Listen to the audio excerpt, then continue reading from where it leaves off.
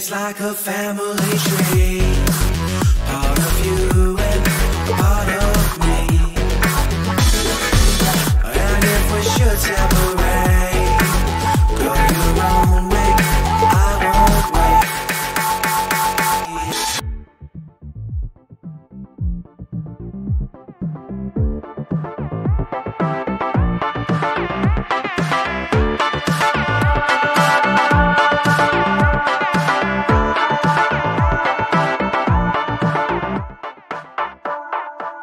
Bring the funk back.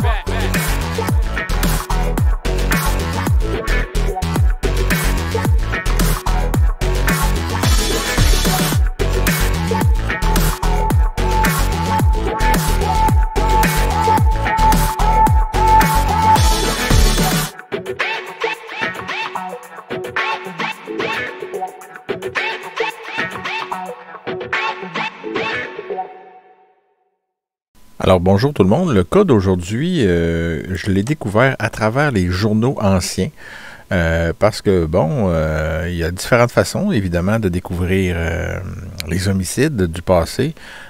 Bon, parfois on a vu très tôt que c'était le meilleur outil pour le faire à l'époque de la Nouvelle-France, c'était le rapport, toutes les condamnations, si on veut, le procès verbal du Conseil souverain. On en trouvait plusieurs parce qu'à cette époque-là, les journaux sont beaucoup moins accessibles.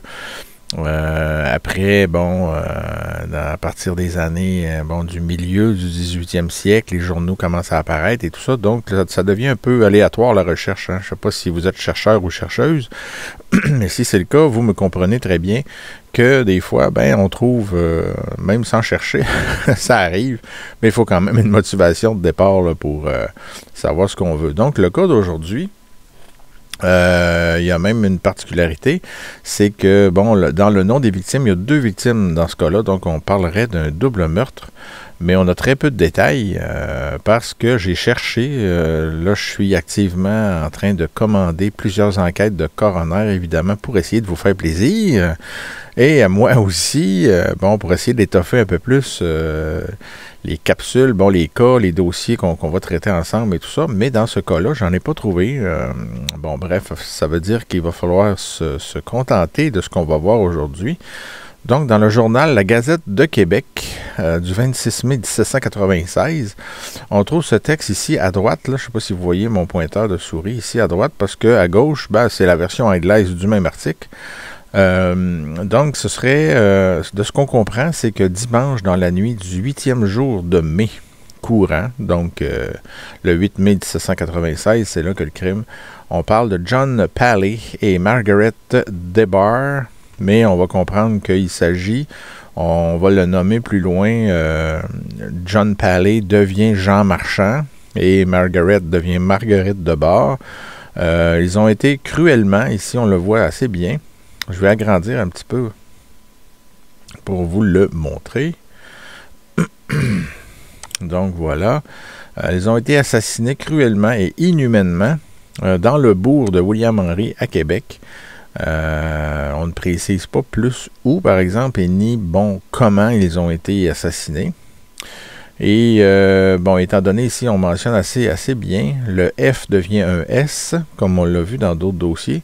Donc, étant donné que les personnes qui ont commis les 10 meurtres, donc le double meurtre, sont inconnues, c'est pour ça que ce texte-là, dans le fond, annonce une récompense, parce qu'on ne parle pas vraiment du crime, on a offert une récompense de 50...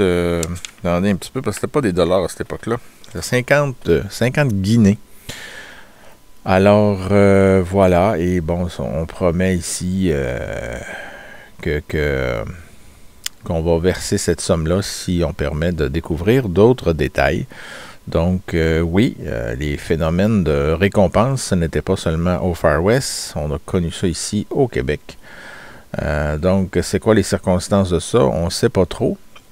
Mais au cours de l'été, on va aller voir un deuxième article qui concerne la même chose, par contre.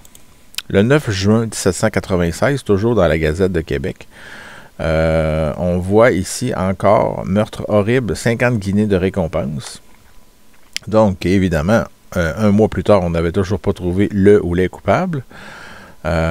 Ici, on voit d'ailleurs que le nom de Paley, de John, se transforme en Monsieur Jean Paley Marchand et Marguerite Debar, comme je vous avais dit. On dirait que j'ai des dons de prémonition, c'est épouvantable. Ici, on précise un petit peu plus que bon, le crime serait survenu dans la maison sur la place du marché, dans cette ville, par quelques personnes ou personnes au pluriel inconnues, afin que les scélérats audacieux ne puissent pas échapper. Nous offrons par le présent et promettons une récompense de 50 guinées à toute personne ou personnes qui feront quelques découvertes ou donneront quelque information du coupable ou des coupables du dit meurtre de manière qu'ils puissent être poursuivis en justice. La récompense sera payée sur conviction.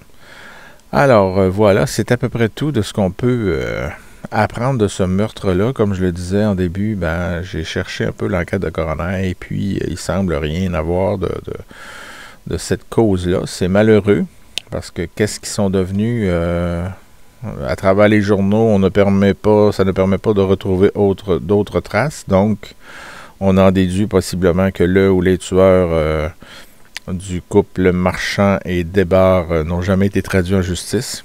Donc, on doit admettre, encore une fois, que c'est une affaire non élucidée, malheureusement.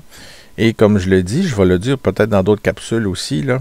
Je vais essayer d'y penser, mais c'est pas. Moi, je détiens pas la vérité. Donc, si vous faites de la généalogie ou peu importe, et vous avez le goût de partager vos informations pour le public, moi, j'essaie de faire ça le plus possible pour le public, essayer de donner de l'information, tout ça. Donc, si vous avez de l'information sur ce couple-là ou sur d'autres cas, de l'information supplémentaire, finalement, que je n'ai pas donnée dans mes interventions, eh bien, n'hésitez pas à m'écrire ou à mettre en commentaire au bas des capsules. Ce serait le bienvenu. Donc, c'est toujours enrichissant, évidemment, les nouvelles informations. Puis, si on peut partager ça ensemble, ben, c'est super. Alors, sur ce, je vous laisse. Bonne journée. Au revoir.